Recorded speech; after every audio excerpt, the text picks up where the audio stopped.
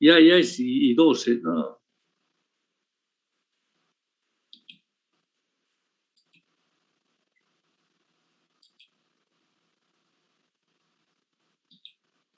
Les decía que dentro de la epidemiología es que cuando se tardan en entrar es difícil que les pueda explicar, ¿no? Dentro de la epidemiología les decía que es oscura, pero se piensa que existen sustancias carcinogenéticas inhaladas durante mucho tiempo, ¿no? Y después también existe una predisposición familiar o racial. Si ustedes leen aquí dice es una enfermedad que se presenta desde muy antiguo. Una de las causas principales es el cigarrillo. Otra causa es el tipo de alimentación y el lugar donde trabaja. ¿A qué edad se presenta? Se presenta entre la quinta y la sexta década de la vida. No se puede, es menos frecuente que se pueda presentar a, en pacientes que de menos de 35 años. Ahora, dentro de la epidemia, dentro de la influencia de fumar cigarrillos, ¿por qué el fumar cigarrillos es un factor casual? ¿No? Muchos lo atribuyen, pero también depende del número de cigarrillos que fuman y hay dos agentes del cigarrillo. Uno es el 3,4-benzopireno radioactivo y el polonio, ¿no? Entonces, no se olviden, el cigarrillo se encuentra el 3,4-benzopireno y el elemento radioactivo que es el polonio. Ahora, qué correlación guardan los cigarrillos con el tipo de cáncer? Generalmente se presenta más en las células escamosas o el tipo Apsaler o células que no son alveolares. Entonces, no se olviden que aquí, por ejemplo, dice, aquí el cáncer se presenta en una relación familiar. Hay sustancias carcinogenéticas o genéticas y predisponentes y luego hay factores desencadenantes. No todas las sustancias carcinogenéticas terminan en cáncer pulmonar, ¿no? Entonces, ahora, ¿qué influencia existe en, la, en, las, en, las, en las explosiones industriales? Generalmente en la minería y en industrias de amianto, ¿no? Luego también se puede presentar en la explosión de sustancias radioactivas como el uranio, la fluorita, el polonio, ¿no? Los bicromatos, en obreros que trabajan con níquel, en la minería con la hematita, el arsénico, el humo del cigarrillo, en la atmósfera urbana, en la minería de carbón y la inhalación de sustancias irritantes, ¿no? Ahora, ¿cuáles son las influencias que pueden predominar? Generalmente está asociada la tuberculosis con el carcinoma, ¿no? Y constituye un hecho desfavorable. Aquí dice, por ejemplo, influencia de las afecciones concomitantes, la tuberculosis pulmonar. Ahora, ¿cuáles son las características anatomopatológicas? Depende del tipo histológico del carcinoma broncogénico. Se presentan patrones clínicos, radiológicos de distinto pronóstico. ¿Cuál es la incidencia? Generalmente hay el tipo escamocelular, que es el más frecuente, ¿no? Que varía entre el 30 y el 35%. Luego viene el adenocarcinoma, que ha ido aumentando, ahora ya es entre el 35%, el carcinoma de células alveolares o bronquioalveolares, que es un 10%, y hay otro grupo restante del 30% que son de tipo indiferencial y se clasifican en dos tipos, ¿no? Si ustedes se fijan aquí en el cuadro, dice características anatomopatológicas, el cáncer broncógeno tiene patrones clínicos y patrones radiológicos totalmente diferentes. Hay 4 tipos de cáncer de broncogénico, ¿no? De acuerdo al tipo celular y de acuerdo al pronóstico pueden ser fatales. El tipo anaplásico de células en granos de avena o apsales. el tipo anaplásico o de grandes células y pequeñas células. Ahora, el cáncer broncógeno o el carcinoma broncogénico de células gigantes, que también hay los rabdomiosarcomas y los blastomas, pero que nosotros dentro del tema del cáncer broncógeno no vamos a tomar en cuenta. No se olviden que hay también los rabdomiosarcomas, los blastomas, los adenocarcinomas. ¿Cuál es el tipo celular más frecuente? Es el adenocarcinoma, ¿no? Aquí, por ejemplo, aquí está, miren, aquí, por ejemplo, dice tumor de células gigantes, de células escamosas. Ya les he dicho algo totalmente diferente. El adenocarcinoma, este es un porcentaje anterior. El tumor de células bronquiales, el 3%. El de las células neoplásicas o indiferenciadas, el 30%. El de células en granos de avena, el anaplásico celular de grandes, los sarcomas y los blastomas, que hace un momento les he dicho que no entran dentro de este tipo de células, dentro de esto. Yo les he dicho cuál es el más frecuente dentro del adenocarcinoma. Según la clasificación, según su clasificación y según el tipo celular, las neoplasias se clasifican en 4 tipos. El carcinoma de células escamosas. ¿Qué es lo que caracteriza al tumor de células escamosas? La presencia de queratina, ¿no? Y además presenta unos puentes intercelulares o de granulomas de queratino y alinas. Luego viene el adenocarcinoma. ¿Por qué se caracteriza el adenocarcinoma? Porque es un tumor glandular.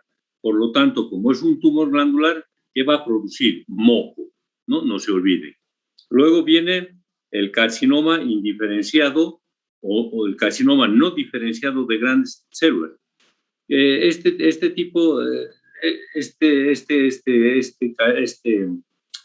cáncer se presenta generalmente porque no contiene células variables del tipo de los granos de avena.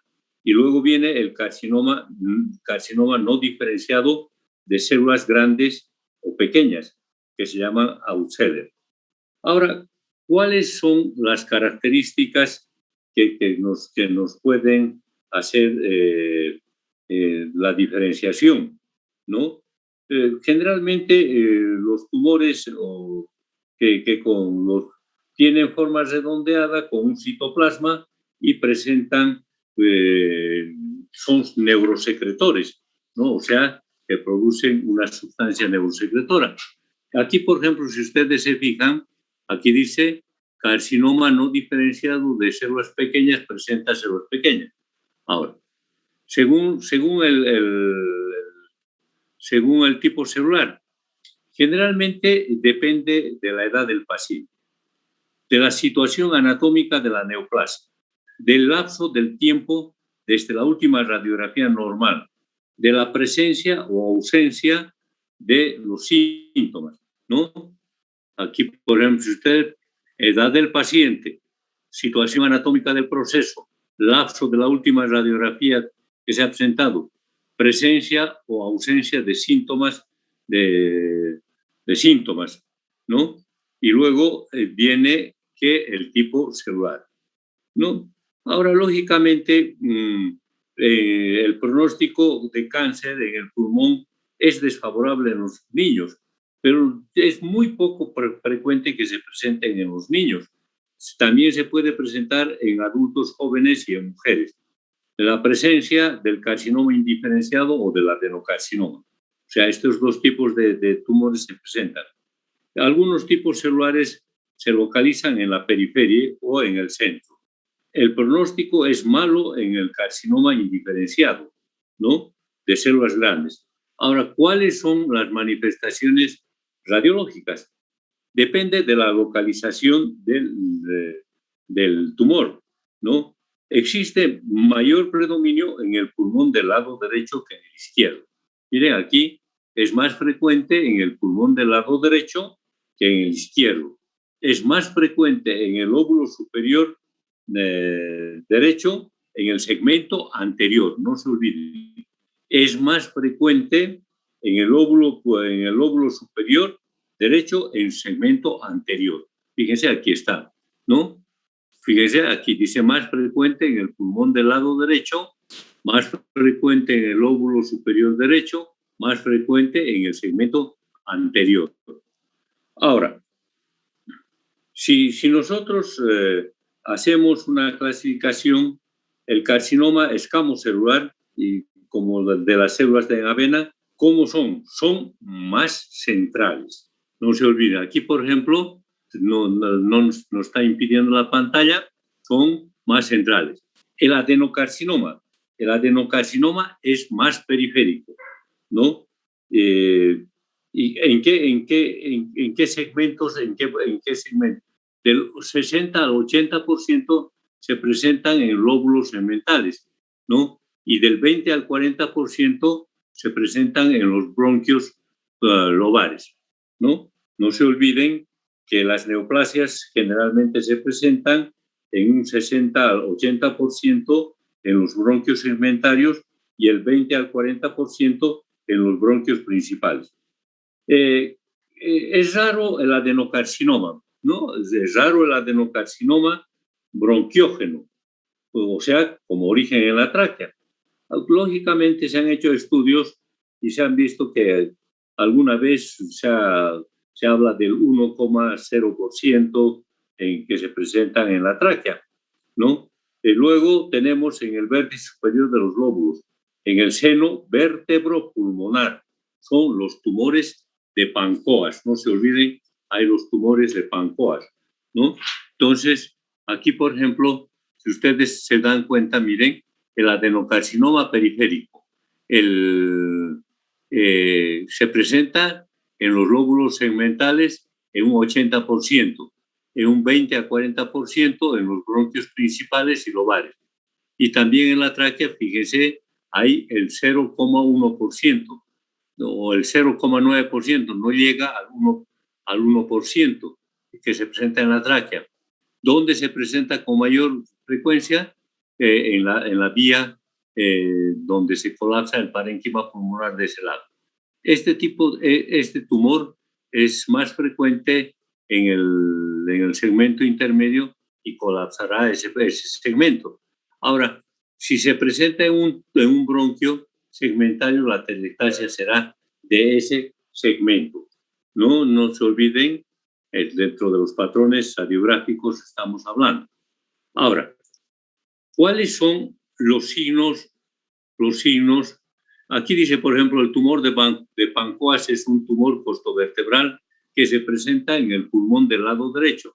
Si pasa a la región supraclavicular, ¿qué va a producir? Va a producir una destrucción de las costillas y de los cuerpos vertebrales. Ahora, ¿cuáles son los signos del cáncer broncogénico?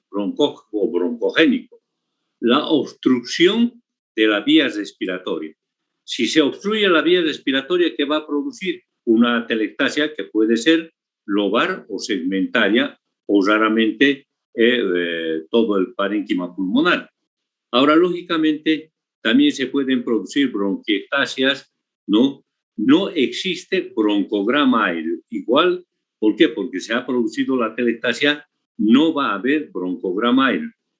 Clínicamente, estos enfermos, ¿qué pueden presentar? Muchas veces se presentan como una neumonía aguda, ¿no?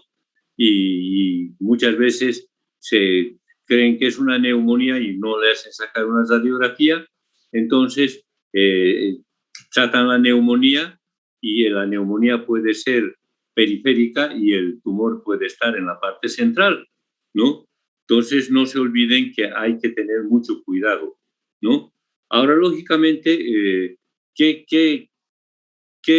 ¿cuál es la forma que va a ocasionar una neumonitis periférica? Ahora, lógicamente, también hay que sacar las radiografías en máxima inspiración y en máxima expiración. Pone de manifiesto ¿qué cosa? Un apresionamiento del aire y un aumento de la translucidez, que indican la presencia de lesiones endobronquiales. Puede producir también un neumotórax. Luego, ¿qué hay? Aquí, el ensanchamiento de los cilios. Este está mal escrito los cilios. El ensanchamiento de los cilios es el primer signo radiológico de un cáncer broncógeno, ¿no? Que se puede presentar por la presencia física del carcinoma primario. ¿Qué va a haber? Va a haber un aumento de tamaño de los ganglios linfáticos broncopulmonares. Va a haber un aumento del tamaño de los ganglios ciliares. Ahora, ¿cuál es el otro signo? La afectación de los ganglios linfáticos, aquí, ¿no? Les decía, el ensanchamiento es el primer signo radiológico que se puede presentar. ¿Qué va a haber? Un ensanchamiento del mediastino en forma o ondulada o con contornos ondulados, ¿no? No se olviden. Luego va a haber una afección del grupo ganglionar a nivel de la bifurcación de la tráquea, ¿no? Yo ya les había hablado de estos ganglios mediastínicos que pueden desplazarse y pueden producir un cáncer a nivel del esófago.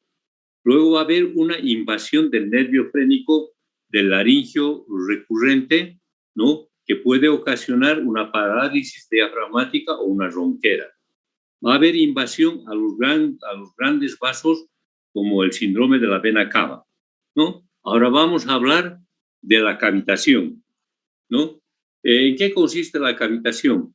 La cavitación, en la mayoría de los procesos, pues se producen cavidades, sobre todo en los del tipo escamocelular, ¿no? Hay cavidades también en el adenocarcinoma, también hay cavidades en el tumor de células indiferenciadas. Raramente hay cavidades y quistes quistes donde se produce el carcinoma. Ahora vamos a hablar de las neoplasias apicales. Las neoplasias apicales son aquellos tumores broncovertebrales o el tumor de Pancoas. Es muy frecuente este tumor de Pancoas, ¿no? Y este tumor puede atravesar la pleura y extenderse hacia la cavidad torácica, ocasionando una destrucción ósea y se produce el síndrome de Horner. Ahora vamos a hablar de la afectación pleural. ¿Qué se produce? Se produce un derrame pleural, ¿no? Pero el derrame pleural es un líquido cero hemorrágico, no es como en la tuberculosis cristalino, ¿no? Este derrame cero hemorrágico casi siempre indica la invasión del tumor directa. Ahora vamos a hablar del nódulo pulmonar, de esto. ¿Qué ocurre en el nódulo pulmonar solitario? Va a existir una parálisis diafragmática unilateral. ¿Por qué? Por lesión del nervio frénico. Luego va a haber una lesión parenquimatosa bilateral. Va a haber una invasión difusa de los ganglios linfáticos. Luego va a haber la influencia del tipo celular, que generalmente en el carcinoma de pequeñas células se presenta una masa iliar de tipo de lesión en moneda o una masa más de 4 centímetros. Luego tenemos el carcinoma de las grandes células que mide más de 4 centímetros. El carcinoma escamocelular es un tumor apical y además presenta masas múltiples. Va a haber aprisionamiento y translucidez. Va a haber atelectasia. Va a haber una opacificación homogénea a nivel del segmento que está afectado. Va a haber una opacificación no homogénica de contornos borrosos y cavitarios. Va a haber una cavitación. Va a haber un ensanchamiento del mediastino. Va a haber un derrame pleural con elevación del diafragma. Si ustedes se están siguiendo, ¿no? Aquí, por ejemplo, dice que la atelectasia, ¿qué va a producir? Todos los signos radiológicos de la atelectasia que hemos estudiado. El cáncer broncógeno presenta los mismos signos radiológicos de la atelectasia, ¿no? desviación de las cisuras, elevación del diafragma, desviación del mediastino, desviación de los cilios pulmonares, disminución del espacio intervertebral. Ahora, ¿cuáles son las técnicas radiológicas para hacer un diagnóstico? Son las radiografías torácicas, ¿no? Son las radiografías torácicas. Ahora ya, lógicamente, ahora hay ya la tomografía axial computarizada, hay la resonancia magnética, ¿no? Y las tomografías son bastante útiles, ¿no? Porque mejoran la visibilidad de los nódulos solitarios o la presencia o ausencia de calcificaciones intranodulares y las cavitaciones. Es invisible en las radiografías habituales, ¿no? ¿Por qué? Porque muchas veces las radiografías no son tan buenas. ¿Y qué podemos ver en una radiografía? Vamos a ver un aumento de los ganglios ciliares y del mediastino, ¿no? Ahora, las broncografías también podemos ver. También hay las arteriografías que ya no se utilizan, hay los métodos de la biopsia, porque ya con la tomografía axial computarizada y la resonancia magnética ya tenemos que hacer un diagnóstico preciso y exacto de lo que es un cáncer broncogénico. Ahora, ¿cuáles son las manifestaciones clínicas? Las manifestaciones broncopulmonares.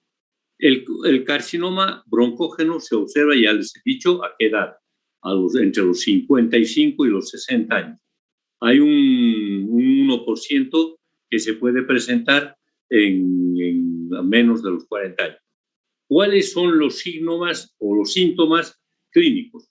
La tos, ¿no? La tos es frecuente en el 25%, generalmente en los tumorales.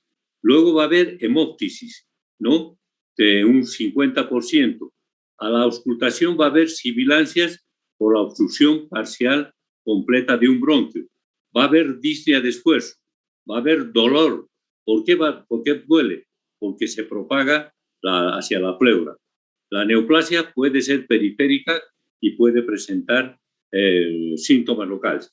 Pero también hay manifestaciones extratorácicas o extrapulmonares, que son signos y síntomas de la propagación de las enfermedades más allá del mediastino o de la pleura a nivel de la apertura de las trompas.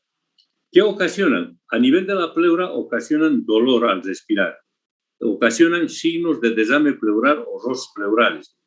Puede haber un desame seroso o hemorrágico. Cuando seroso es más frecuente en las afectaciones de los ganglios linfáticos y mediastínicos por una diseminación en metástasis. ¿Cuándo es más frecuente?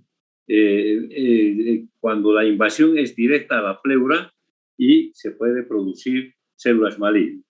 También puede haber un neumotórax espontáneo por un carcinoma broncógeno. Al nivel del mediastino, ¿qué se puede producir? Si ustedes están siguiendo, aquí está todo lo que yo les estoy explicando, pero de una manera más detallada y más práctica. Ahora, ¿qué puede haber a nivel, por ejemplo, en el mediastino? ¿Qué va a haber? Cadenas de ganglios linfáticos. Los ganglios, el engrosamiento de los ganglios ciliares casi siempre es de origen metastásico. La tumefacción de los ganglios produce dolor retroesternal. Luego, la propagación directa del mediastino. Hay invasión del nervio laríngeo recurrente y que va a producir ronquera. Va a haber una invasión del nervio vago que produce disnea en los enfermos crónicos, ¿no? Y luego también puede haber afectación pleural. Aquí vamos a quedar porque ya se me ha acabado el tiempo. Cualquier pregunta que quieran hacerme, díganme. ¿Está claro todo? Sí, doctor, está claro. Ya, bueno, buenas noches, hijita. Doctor, que tenga un muy feliz cumpleaños. ¿De cómo sabe? Lo abrazamos muy fuerte de parte de todo el curso, doctor, que haya sido un día muy lindo y que siga siendo un día lindo para usted. Muchas gracias, hijita, muchas gracias. Muy amables diles a tus compañeros. ¿Ya? Gracias, doctor. Ya está. Hasta mañana, hijita. Hasta mañana, doctor. Doctor, buenas tardes. Disculpe, ¿qué vamos a leer para mañana? Es tomografía de abdomen. Está bien, doctor. Hasta luego, doctor. Hasta luego, hijita.